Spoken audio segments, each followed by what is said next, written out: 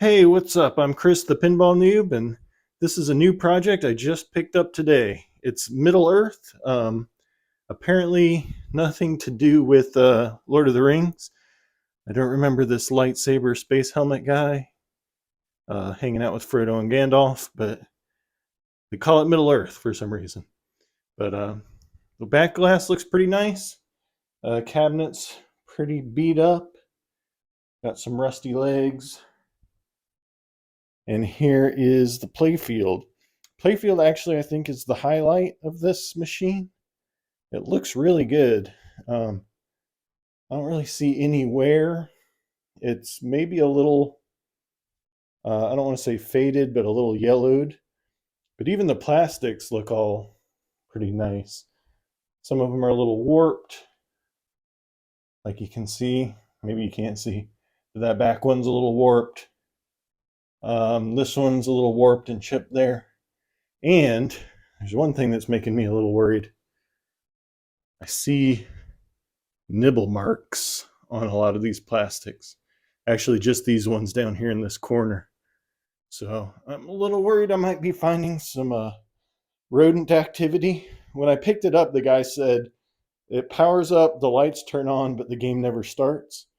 So I'm not exactly sure what to think about that yet. I'm about to open it up and see what's inside. So stay tuned.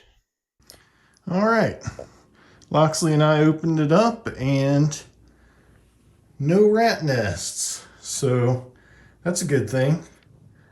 There is maybe a little evidence of rodent activity. There's some messy spots. Maybe what looks like a little bit of pee on the board there. But I do not see any chewed wires and no nesting. So if there were any rodent visitors, they did not stay for very long. And Loxley is disappointed about that. Looking through, we got the total play counter here. 47,000, almost 48,000. So definitely not a home use only game. So down here we got the tilt bobber, looks pretty good. The auxiliary power.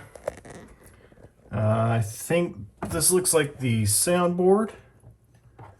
I'm pretty sure. And then the big main control board down here. Lots and lots of fuses. Loxley's checking it out with me. It's not plugged in, don't worry. Atari likes to do this big ribbon cable up to the score display.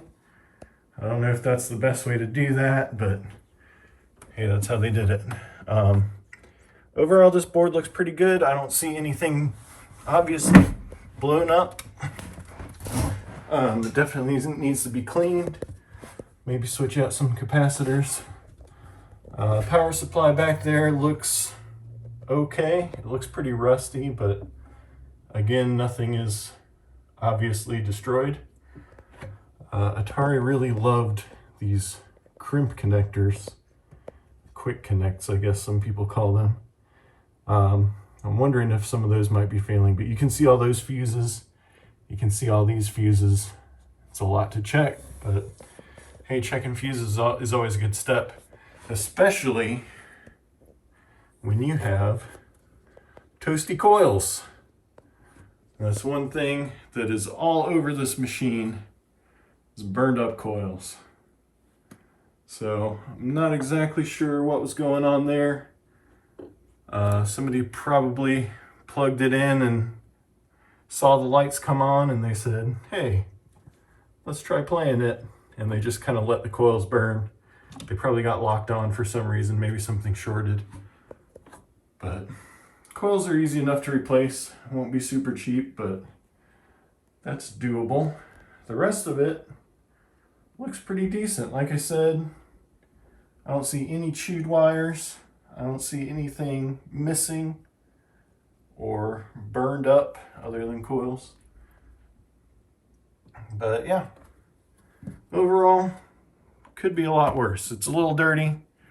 Definitely going to want to clean up all of whatever that mess is. but not too bad.